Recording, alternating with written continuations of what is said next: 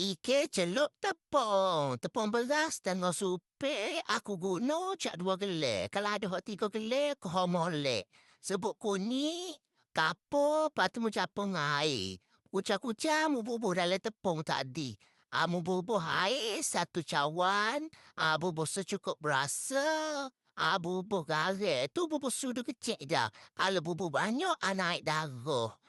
Lepas tu mu bubuh telur itik.